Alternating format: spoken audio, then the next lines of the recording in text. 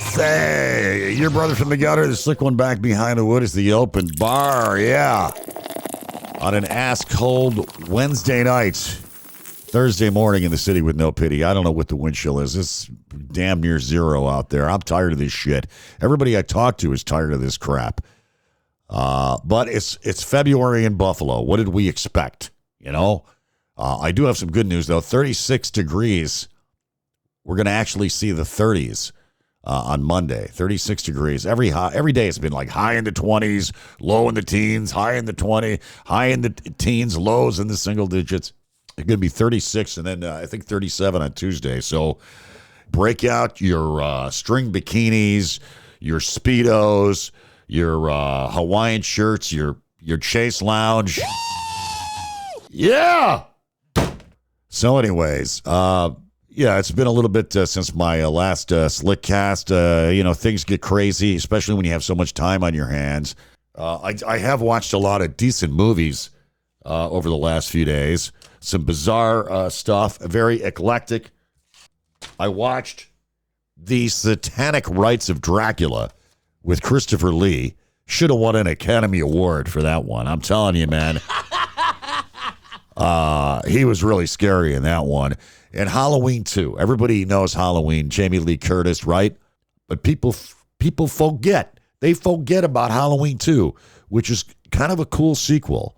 I mean, it's not exactly up there with The Godfather 2, but it is a pretty damn good sequel. Picks up the same night of Halloween 1. You know, Halloween 1 ends where Donald Pleasance shoots Michael Myers. He falls off the porch, shoots him like 6 times. And then he goes and he looks over and looks down, and there's like an imprint on the ground, on the grass, and he's gone. And then the music starts up, ta, ta, ta. And then that's the end of the movie. That's the end of Halloween 1. Well, Halloween 2 picks up the same night.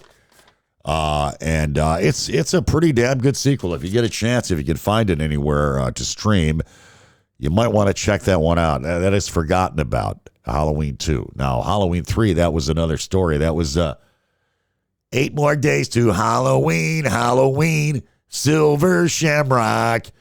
Remember that one? Yeah, that had nothing to do with Michael Myers, but it was, I guess it was a nifty movie in its own stupid way. And I also watched Paths of Glory, Stanley Kubrick, a totally, completely different, genre there. Yes, I can watch those kind of movies too. I think they actually made us view that when I went to high school. We watched Paths of Glory and, Fahrenheit 451 back in the old time and days. And also, I checked out, what else did I watch? Inherit the Wind. Yeah, Spencer Tracy. He was a great actor, that dude. That was a great flick.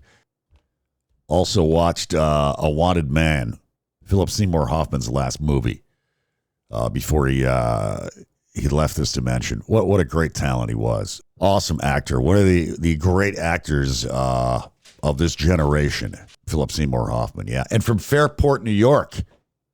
Yeah, so many movies, so little time. Listen, hey, what else have I got to do? It's February. I'm out of work. I'm in Buffalo, New York, freezing my ass off. That's why I watch a lot of movies. They're eating the dog. I mean, what the hell else am I going to do? Ski? I don't think so. So, wow, some scary things happening. Trump's been in office for what, 4 weeks? It seems, I was telling a good friend of mine, I said, it seems more like 4 years that he's been in office. I mean, every day it's there's so much shit being thrown up against the wall. You can't almost tell what's what anymore. And that's not, they do that on purpose. They're doing that on purpose to confuse everybody. Let's start off with J.D. Vance, our hayseed vice president. He goes over to Europe and lectures our allies, right? These people have security concerns. The Russians are cutting cables at the bottom of the Baltic Seas and fucking with their communications and stuff, Russian ships. And instead he's lecturing them on democracy. Like they're not democratic enough. They don't welcome free speech in Europe because there's like some far-right German group, political group, which has come to power. They're like number 2 in popularity. And they kind of think, I don't know a lot about them, but they say that they're extremely far-right and that they think, the Nazis weren't so bad. They weren't bad guys. Some of them are looking at the old days saying, hey, this is pretty good stuff. So anyways, they are, a little leery about letting these people have a seat at the table. And you can't blame them for what happened last time. I mean, let's be honest. Medication time. They did have some problems there in World War II. Some people died. Things got out of fucking control. So this is J.D. Vance lecturing him. This is the same J.D. Vance, vice president, who represents a party and a president that tried to overthrow an election, that tried to stop a peaceful transfer of power, whose president wants to ban and bar and take licenses away from cable news stations he doesn't like, wants to ban the press, who calls everything fake news, who can't say a straight truth to save his ass. An administration that's whitewashing all the government websites. They're taking all the words off, like climate change, AIDS, anything like that. They're getting rid of it all. So in here is J.D. Vance. He's going to lecture. He's going to lecture on democracy, our allies. So it was really a slap in the face to them. So that's what we've done. We have taken the side of Russia over our allies who have fought with us. How many wars? A lot of Canadians have spilled their blood. A lot of Brits have spilled their blood in Afghanistan and Iraq. Our allies are like, what the fuck? What happened to America? We've had this alliance with NATO for 75 years, our allies, our friends, and we throw them under the bus for Vladimir Putin, a pariah, a guy that's a murderer and a thug, who evidently Donald Trump thinks he's cool in his simple mind. And maybe if he becomes friends with the bad guys, that they won't beat up on him, which is not smart, because they take advantage of him because he's so stupid. So this will also embolden China. This will make China stronger. The United States having allies, that's what makes us strong. It's fucked up. We go talk to them first before we talk to our allies. It should have been the opposite. We should have talked to our allies in Ukraine first. And then he's lying about how much money we gave Ukraine. The Europeans, NATO has spent half of what Ukraine has got. They've paid for half. We pay for the other half. So they're bellying up for this to help Ukraine, because they don't want Russia on their fucking doorstep. So Putin's going to end up getting everything he wants from Donald Trump, as usual. And our allies are like, really? Hey, let me tell you something. People can stop buying American shit, too. He's pissing off a lot of people. The Canadians, everybody. He's pissing off everybody. And we're to the point where you had him boo the national anthem at, I forgot what the sporting event was now, last week, where Canadians, and they're like, we're not booing you, we're booing your president. So, yeah. And try to put tariffs on Mexico and on Canada and see how that turns out. There was some CEO from an auto company who said if they do that, we're screwed. There's no rhyme or reason to this shit he's doing. I mean, I could see putting some tariffs on China, and then he's like, "Who's the idiot that negotiated these trade treaties? You did. You're the one that redid the Canadian Mexican NAFTA thing. He redid that a few years ago and got him to give up a couple of concessions. One of the few things he did. Who are we anymore? The other thing that's pretty sickening that really upset our allies was that he tried to blackmail Zelensky with saying, hey, look, we gave you money to help fight this war. Said we gave him $300 billion, which is bullshit. We've given him $80 billion. If Trump is talking, he's lying. Same thing with Musk.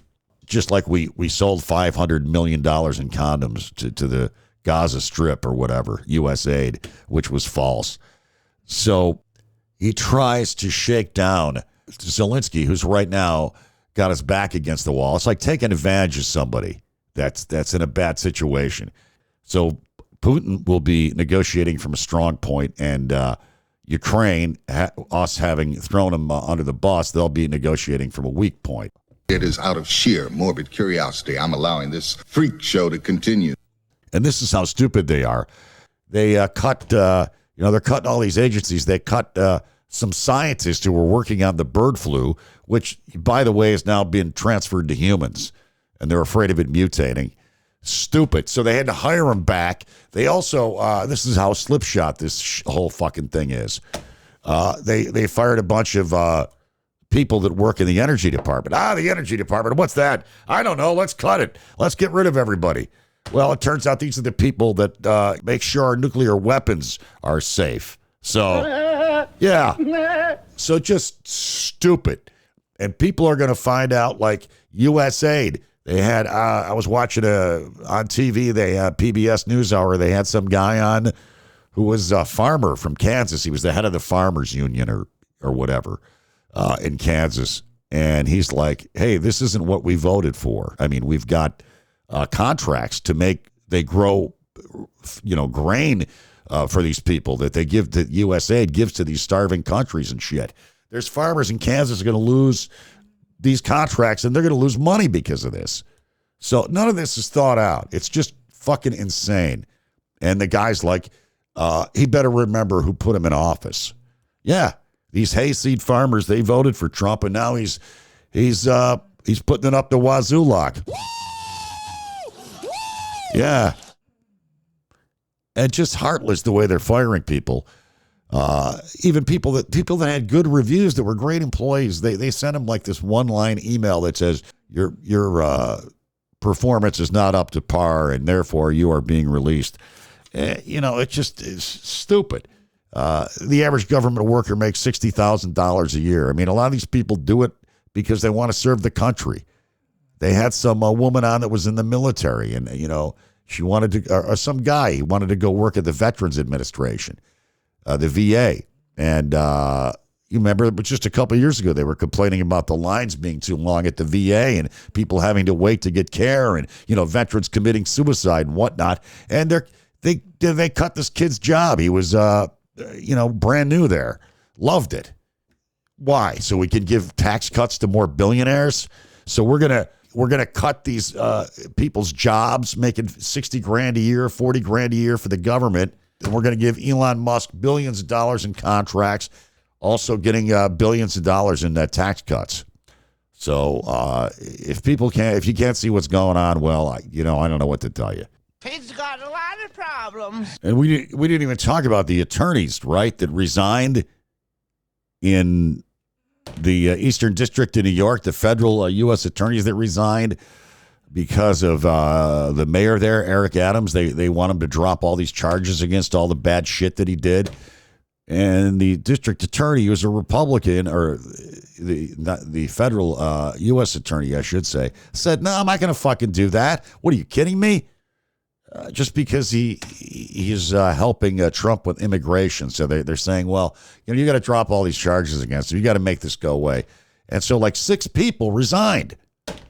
And you got people in Washington, D.C., U.S. attorneys that resigned. One of them, I think, was yesterday. There was a lady that was a U.S. attorney. They wanted her to cancel a contract that had been awarded to some company when Biden was president. And she's like, I can't, there's no case against them. They didn't do anything wrong. Can't cancel this contract. I'm not going to do it. And so she resigned. It's like he's rolling like a dictator, like an authoritarian. That's what they want. And let's hope the Supreme Court holds, because If it doesn't, then bye-bye democracy. We are now an authoritarian nation. The Congress has no control over Trump. The judicial system has no control over him. He is an emperor, basically. He's a king. And didn't we do away with that back in the 1776? If I'm not mistaken, we tried that once, didn't we? And I don't think it worked out too good. All right, listen, stay warm, stay cool. Don't forget we are streaming all over the place. You can get us on most of the social streaming platforms like Apple Podcast, YouTube, although no video yet on YouTube, just audio.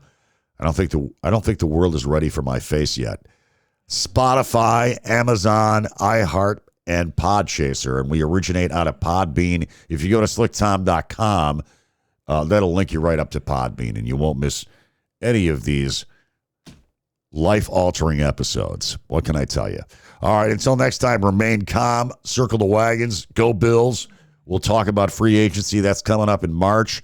Live fast, die old, weed, whiskey, and Warren Zevon. Peace out and resist.